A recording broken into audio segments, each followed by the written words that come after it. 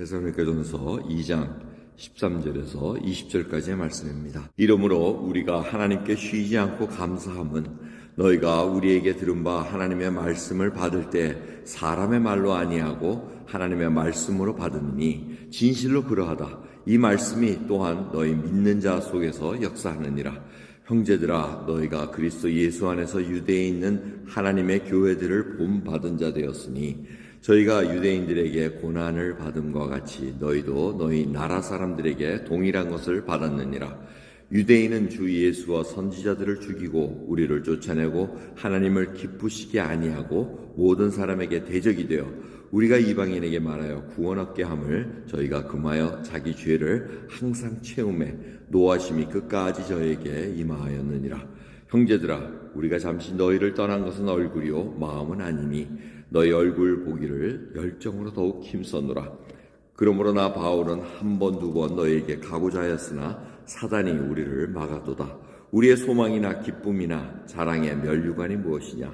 그의 강림하실 때 우리 주 예수 앞에 너희가 아니냐? 너희는 우리의 영광이요 기쁨이니라. 아멘. 계속해서 데살로니가 교인들을 이 사도 바울 그리고 그 동역자들이 얼마나 사랑하고 기뻐하는지 거기에 대한 말씀을 나누고 있습니다.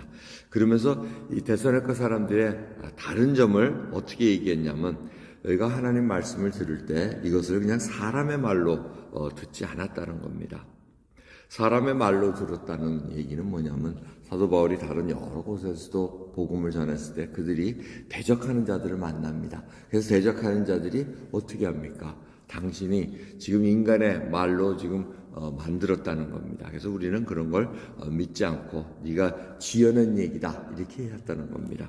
하지만 데살로니가 사람들, 교인들은 하나님의 말씀으로 받았기 때문에 그걸 믿는 자 속에서 지금 역사했다는 겁니다.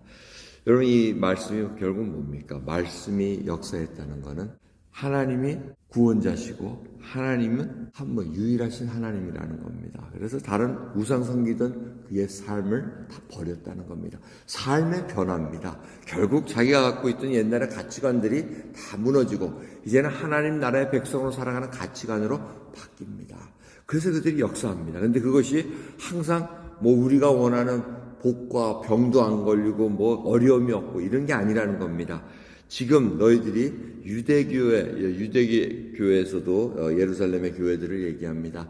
그리고 다른 지역에 있는 유대인들이 믿는 교회들에도 그 하나님의 말씀이 역사했을 때 핍박을 받았다는 겁니다. 그와 똑같이 이방 교회들도 핍박을 받는다는 것입니다. 여러분, 말씀대로 행하면은 이 어둠의 세력과 부닥칠 수밖에 없습니다.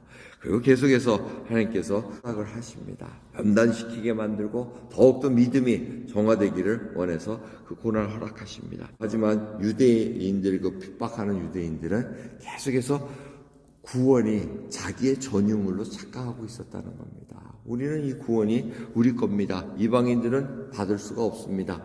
이렇게 교만 가운데 살았다는 겁니다. 그래서 그들이 이방인들에게 구원 전하는 것도 막고 자기네들도 하나님을 알아가는데도 걸림돌이 됐다는 것을 얘기합니다. 그래서 그 하나님의 진노하심이 컸다는 얘기를 합니다. 그러면서 사도 바울이 참 너희들을 떠나왔는데 계속 가고 싶었으나 사단이 막았다 그럽니다.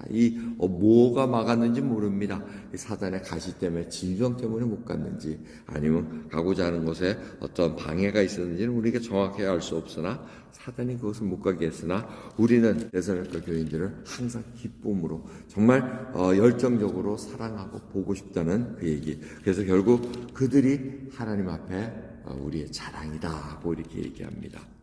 여러분, 오늘 말씀을 통해서 우리가 살펴야 될 것은 이 구원은 누구의 전유물도 아닙니다. 우리가 함부로 결정할까? 저 사람은 구원 받았네 못 받았네, 이거 절대 인간이 결정할 일이 아니라는 건 분명히 알아야 됩니다. 우리가 해야 될 것은 뭡니까? 우리가 말씀 가운데 살아가면서 말씀으로 복음을 온전히 전하는 것 없습니다. 그러면서 믿음으로 자라난 자들, 구원받은 자들이 바로 기쁨이 되어야 됩니다. 이 얘기는 어디서 연결이 되냐면, 여러분, 구원받은 자가 보면은 기쁩니까? 정말 한 분이 보면 귀하고 기쁘다는 이유는 하나님의 눈으로 보기 때문에 그렇습니다. 그게 바로 스바냐 3장 17절 너무나 잘 아시는 말씀입니다. 너희 하나님 여호와가 너희 가운데 계시니 그는 구원을 베푸실 전능자시라. 그가 너로 인하여 기쁨을 이기지 못하여 하시며 너를 잠잠히 사랑하시며 너로 인하여 즐거이 부르며 기뻐하시리라. 우리의 이름을 부르시고 우리를 기뻐하신다는 하나님의 마음을, 구원을 받은 저희들 그 모든 것을 같이 나눌 수밖에 없다는 겁니다. 아버지의 눈으로 그 구원받은 자들이 기뻐해야 된다는 겁니다. 하나님 앞에 그 기쁨의 백성들이 고난을 견디며 소망의 인내를 견디면서 살아간다는 것입니다.